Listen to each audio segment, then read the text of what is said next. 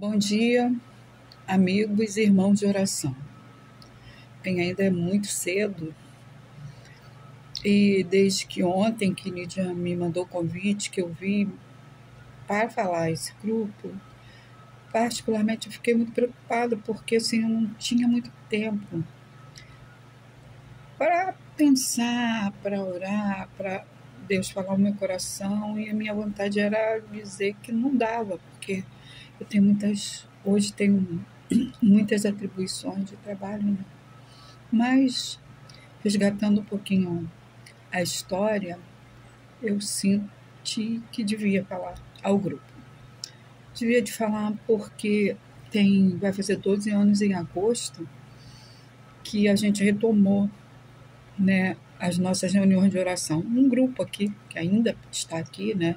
Eu, Lídia, Liginha, Cláudio, Virgínia, Lourdes, nós fazemos parte de um grupo musical, um grupo de liderança da igreja, um grupo que estava trabalhando, e trabalhamos muito, né, na igreja.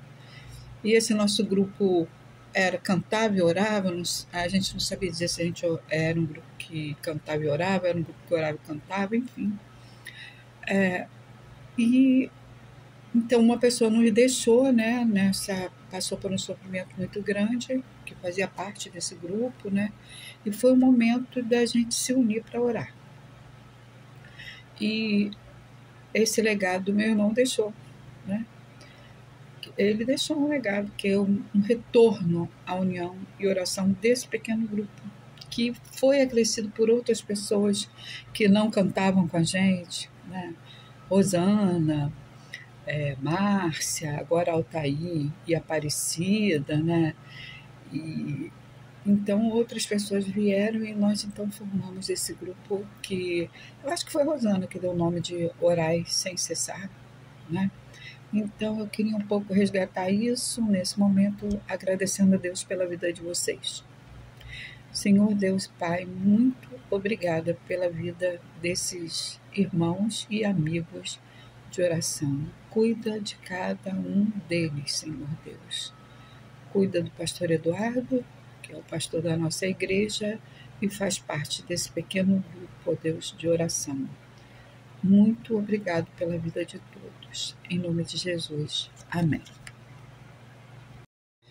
Nós somos diferentes, né? E diferença pode ser um verbo ou pode ser um substantivo, né? Então, a diferença é porque é aquilo que não é igual. Então, todos nós, como seres humanos, somos diferentes.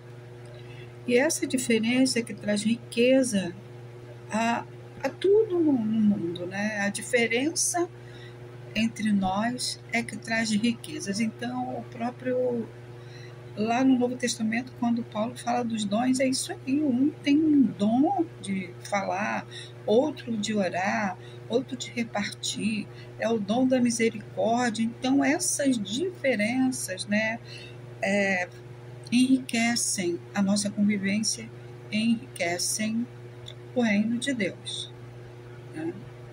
Mas também temos divergências. E a divergência é um substantivo, não é um verbo. Mas ela traz uma ação, porque ela traz... A divergência são posicionamentos políticos, administrativos, que conflituam um com o outro. Eles trazem conflito. E isso faz parte do nosso processo também, o conflito. Então, estamos todos aqui nesse grupo, na nossa igreja, na nossa casa, na nossa sociedade, envolvidos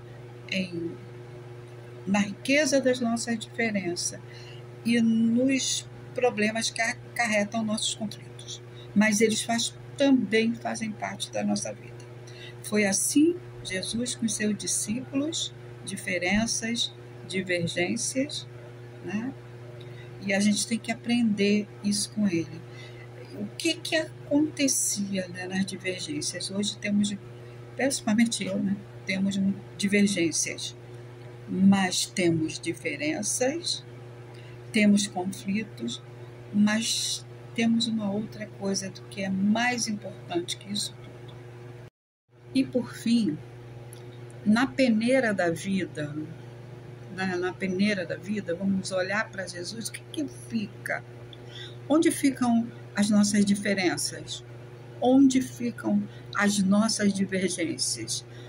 A peneira da vida nos traz ao amor. Uma palavra muito batida, mas que quando a gente olha para a história da humanidade, do quanto nós somos amados por Deus e do quanto somos tão mesquinhos, né, que não entendemos esse amor, somos tão limitados no nosso raciocínio. Então a gente fica nas diferenças, fica na divergência e às vezes esquece que na peneira vale. Quando você peneirar tudo ao final da nossa vida, ao final de tudo, né? Então o que vai restar é o amor. É o amor que nos constrange, é o amor que a gente tanto fala e que tem que buscar cada dia mais, olhando para Jesus, olhando para a história, né, da humanidade, né? O vídeo que Rosana colocou aqui no nosso grupo, né?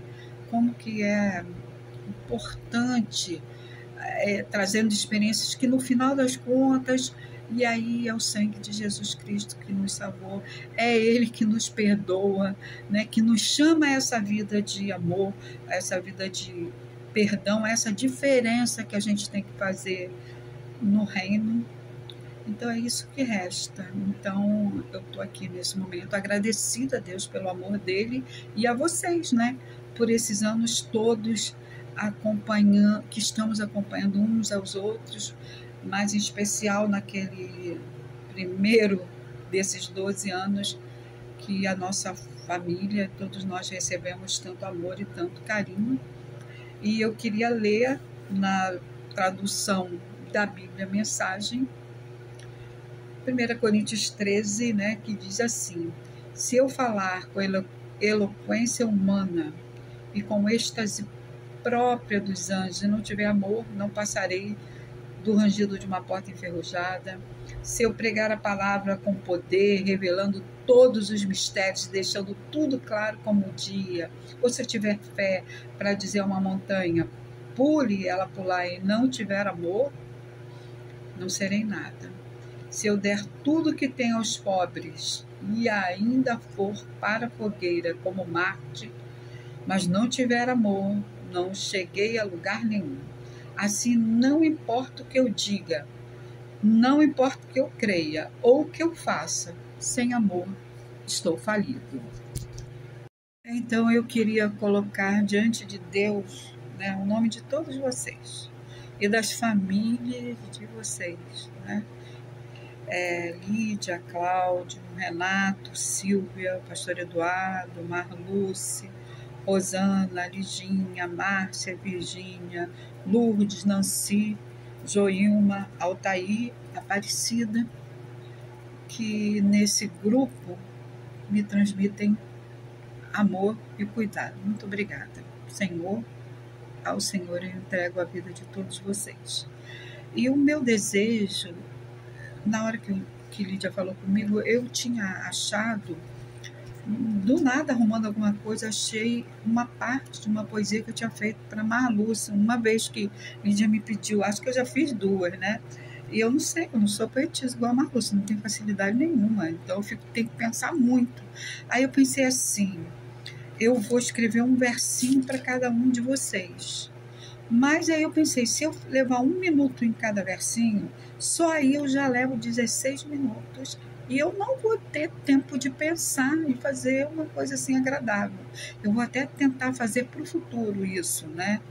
Então, eu queria só reler uma parte desses versinhos que eu fiz para a Marluce, que ela fez aniversário, né? E é só para relembrar e dizer a vocês que eu tinha vontade de escrever, tenho vontade, vou fazer, uma hora eu vou sentar e vou começar, uma hora eu acabo, aí eu vou mandando para vocês, né? Aí o verso que eu escrevi para ela, mas significa o meu desejo de dizer coisas, né? Coisas importantes do meu coração para vocês, mas como eu não fiz para vocês, vou ler o dela, tá? Marluce, seu sorriso, traço marcante de sua personalidade. Um sorriso sempre emoldura seu rosto. Não é vaidade, não é nervoso. O que representa esse sorriso formoso? A alegria de conhecer a Jesus e amar aquele que nos conduz. Tem mais, né? Mas queria dizer assim que Deus fala de muitas formas, né, ao nosso coração. No domingo, meu sobrinho, o João Daniel, filho do meu irmão Ronaldo, ele fazia 18 anos e ia fazer um bolinho na casa dele, ali no centro de Niterói, pertinho da onde eu morei, lá do apartamento que eu morava.